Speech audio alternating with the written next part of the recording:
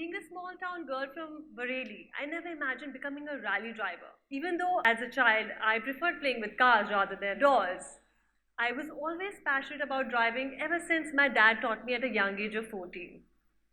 This had created a strong sense of independence in me. I still remember sometimes, just to show off, I would drive our old and battered Fiat to school, and I had become accustomed to the gaping reactions of the schoolmates as I would drive in, pull the gear down, park at the driveway, and switch off the ignition. It was empowering to say the least. But in Bareilly, tradition ruled. My parents decided to get me married to a stranger when I was just 18. It was not my choice, not in my character. I had been an ace performer and house captain in my school. And my only burning ambition then was to finish my studies, join the foreign services, and become an ambassador for my country. The last thing I wanted to do was to get married, and I had completely no say in this decision. The marriage turned out to be pretty rocky and turbulent. I had never felt more betrayed in my life. If I had stayed on, I would have lost every ounce of my self respect. Unfortunately, my pillar, my only source of strength, my father was no more. I didn't know whom to look up to for help. I felt completely lost.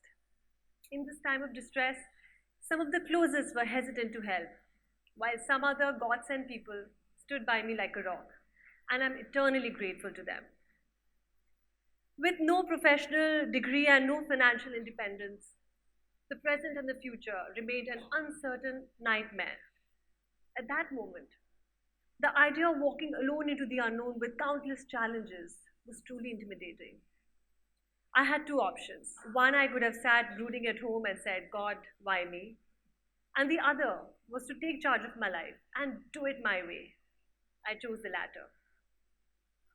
I've learned in life when we are given options and we make our choices, then we must take complete responsibility for the outcome of the choice and be utterly positive about it. And eventually hold no regrets. So when I decided to walk out of the marriage, I had no guilt, no regrets, because I had carved my own path and I did it my way. Fast forward to 5 years. My first rally happened out of the blue when I saw an ad on Facebook about a women's car rally in 2011. So a friend and I decided to participate in it. Little did I know that what started as fun participation would become my calling and career. Yet for all the thrill and excitement of getting into motorsports, I had a lot of apprehension because it was a completely unexplored territory for me.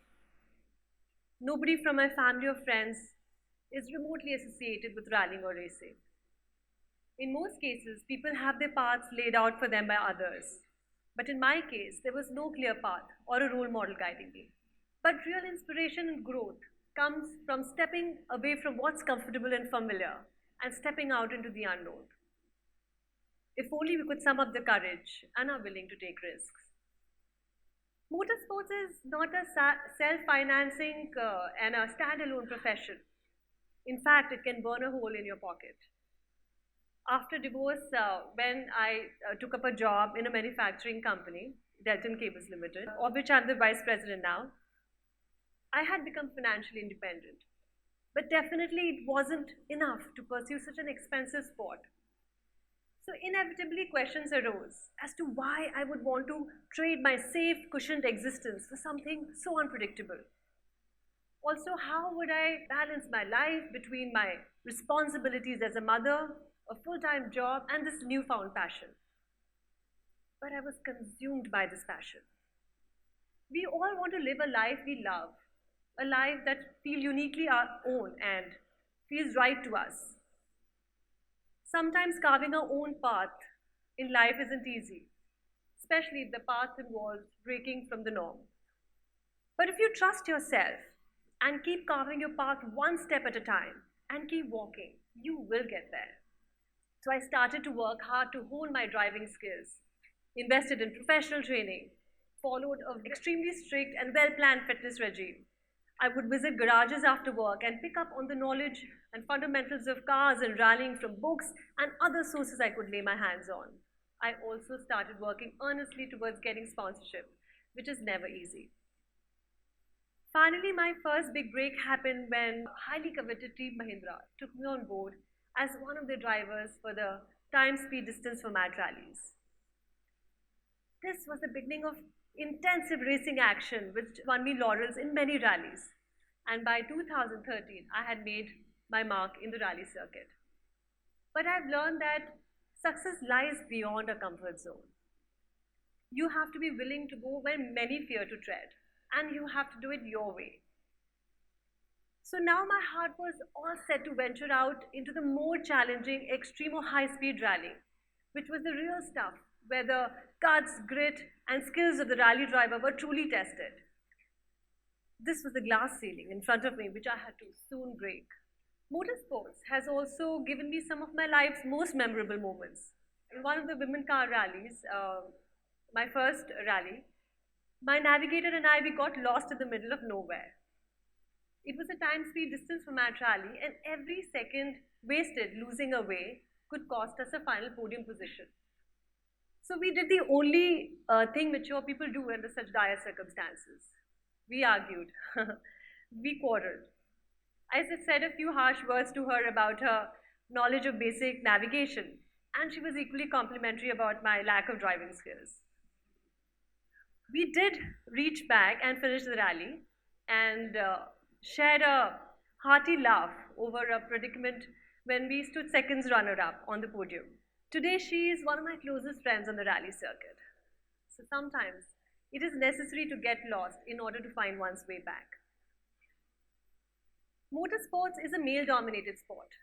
In one of the Desert Storm rallies, amongst the 150 participants, I was the only female driver, as I chiseled my way through the hot sand dunes of Jaisalmer. So as women, we not only have to prove ourselves on the racetrack, but also have to fight through numerous stereotypes. But this has never dissuaded me. In fact, it made my resolve even stronger. Very often when I introduce myself as a rally driver, people wonder, and their reaction is, "Really? You look so delicate. How come you are into motorsports?" Well, I'm standing right here in front of you. The truth is, in motorsports, mental strength matters more than the physical strength. Once, in one of the rounds of the Indian National Rally Championship, which is an extreme format rally, on a gravel track, as I was negotiating a sharp, slippery corner at high speed, my car went off the track and turned turtle. This did not dampen my spirits. Without wasting much time, my navigator and I, with the help of some passers-by, got the car back on the track and finished the rally, and even won in our category. So,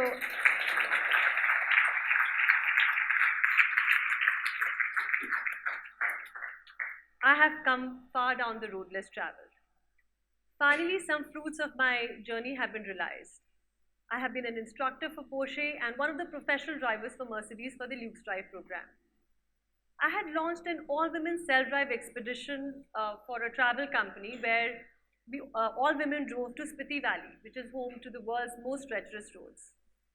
Currently, I'm part of Team Autocar, which is India's leading auto magazine and auto show on Times Now. My recent project took me to cover Raid the Himalayas, which is the world's highest altitude and one of the most demanding rallies. Somewhere while driving on those back roads and the rocky terrains, I've also taken my personal transformational journey, and I've evolved from being submissive to being more resolute and assertive, from certain diffidence to poised confidence, and may I even say from a victim to a victor, because I did it my way. I have continued on my journey of motorsports not only because I'm passionate about cars and driving, but also because I wanted to test my mettle and to create my own identity, which I'd lost somewhere down the line. Finally, I found my place under the sun. But the journey continues and the dream only gets bigger. So keep creating a life which is uniquely your own. Carve your path one step at a time in pursuit of your dreams. Do it your way.